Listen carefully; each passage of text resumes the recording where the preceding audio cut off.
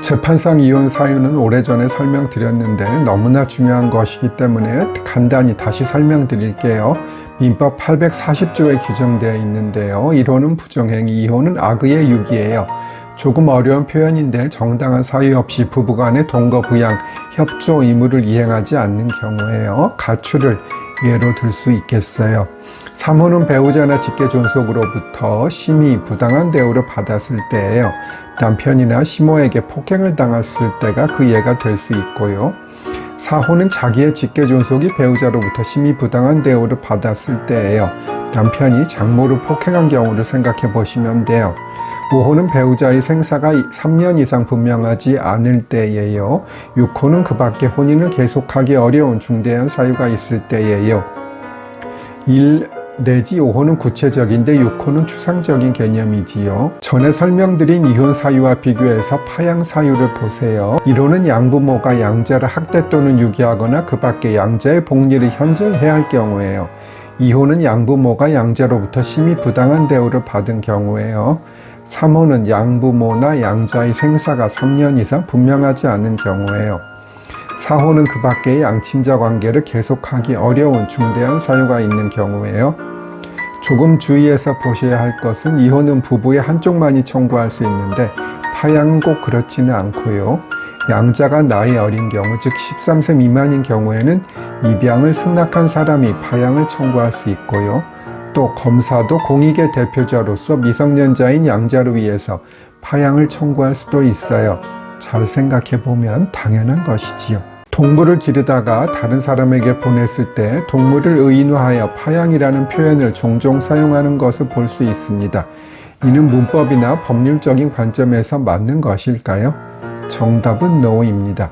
법적인 관점에서 보면 동물은 물건이 되고요. 따라서 양도, 판매, 매매가 법적인 관점에서는 맞는 표현이겠지요.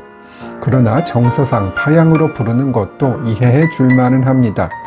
양도라고 하면 너무 쉽게 할 수 있는데 파양이라고 표현하는 것이 조금 더 동물에 대한 책임감을 가질 수 있겠지요. 저도 사실은 강아지, 고양이, 햄스터 이런 것들을 입양하고 싶은데 이런 동물을 정말로 잘 키울 자신이 없어서 아마 현실적으로 동물을 입양하기는 어려울 것 같긴 합니다. 그런데 식물은 많이 사고 있어요. 입양은 쉽게 설명드리면 혈연적으로는 친자가 아니지만 법률적인 친자로 만드는 것이겠지요. 여기에는 일반 입양과 친양자 입양이 있어요.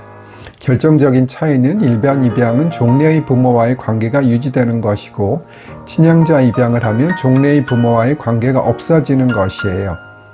따라서 친양자 입양을 하면 종래의 부모와의 상속도 받지 못하고 혹시 친양자를 간 사람이 먼저 사망해도 종래의 부모는 상속권이 없게 되는 것이에요.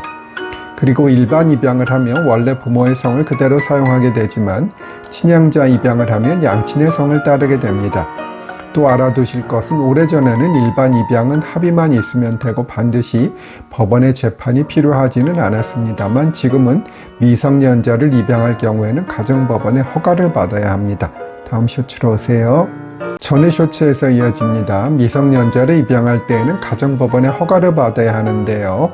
가정법원은 미성년자의 복리를 위하여 양육 상황, 입양의 동기, 양부모의 양육 능력, 그 밖의 사정을 고려하게 되어 있어요. 또 양자가 될 사람이 13세 이상인 경우에는 그의 의견도 들어야 하고요. 법원은 양부모가 될 사람의 주민등록, 양부모의 근로 및 사업소득, 범죄 경력, 진료 기록 등을 확인할 수 있어요. 당연히 소득은 어느 정도 있어야 하고요. 범죄는 없는 것이 더 좋겠고요. 신체도 어느 정도는 건강해야 하는 것이니까요.